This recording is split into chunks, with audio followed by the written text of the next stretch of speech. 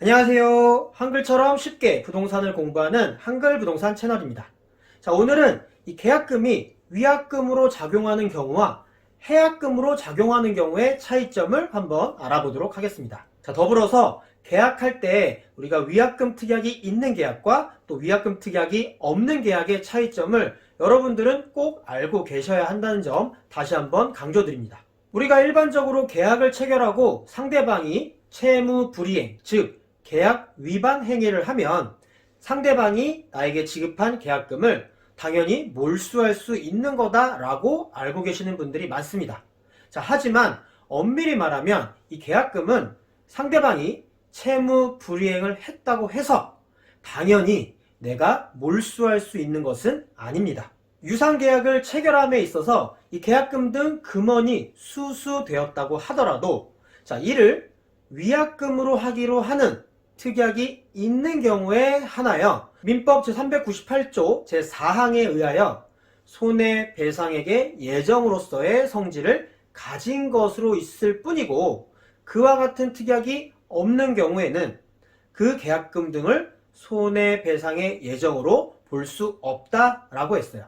계약에서 상대방의 채무 불이행을 이유로 해서 그 계약금을 몰수하려면 자, 계약금을 손해배상의 예정으로 한다라는 취지의 특약이 있어야 합니다. 자, 이것이 바로 위약금 특약인 거예요.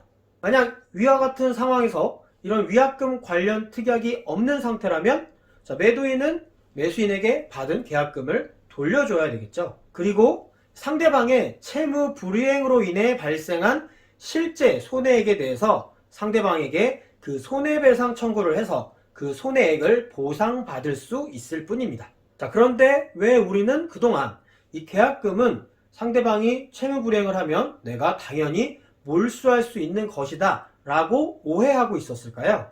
자, 바로 민법 565조 해약금 조항과 헷갈렸을 가능성이 높아요.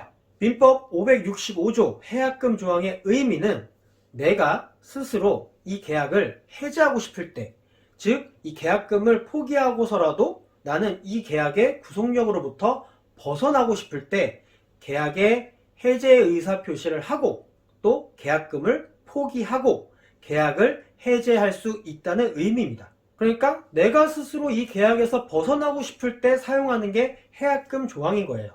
자, 하지만 상대방의 채무 불이행을 이유로 상대방의 계약금을 내가 강제로 몰수하는 개념과는 완전히 다른 거죠. 그래서 이럴 때를 대비해서 계약금을 위약금의 기준으로 본다라는 위약금 조항을 특약으로 미리 작성을 해두면 상대방이 채무불이행을 했을 때 그 계약금을 몰수할 수 있게 되는 겁니다. 간혹 이 개인 간에 작성하는 매우 간단한 서식의 계약서 양식으로 계약을 체결하는 경우 이 위약금 조항이 빠져 있는 경우가 많아요.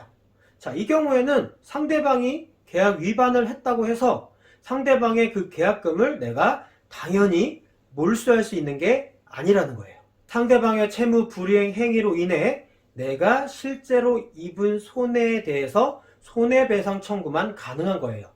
자, 하지만 실제로 이 손해를 입증하기가 상당히 어렵습니다. 자, 그런데 공인중개사 사무소에서 사용하는 그 일반적인 계약서 양식에는 이 위약금 관련 조항이 이미 인쇄가 되어 있어요. 그래서 우리가 공인중개사 사무소에서 계약서를 작성을 했을 때는 상대방이 계약 위반을 하면 나는 그 계약금을 몰수할 수 있게 되었던 거죠. 자, 하지만 여기서 매우 중요한 점이 있어요. 자, 위약금 약정이 없는 계약이더라도 내가 단순 변심으로 이 계약을 해제하려고 해제 의사표시를 했다면 이 경우에는 계약금이 해약금으로 작용을 합니다. 결국 계약금을 포기하고 그 계약을 해제할 수 있게 되는 거예요. 자, 위약금과 해약금 절대로 헷갈리시면 안 됩니다. 자, 오늘 영상은 여기까지고요. 저는 또 다음 시간에 더 좋은 내용으로 찾아뵙도록 하겠습니다. 한글부동산 구독하기, 좋아요 부탁드립니다. 감사합니다.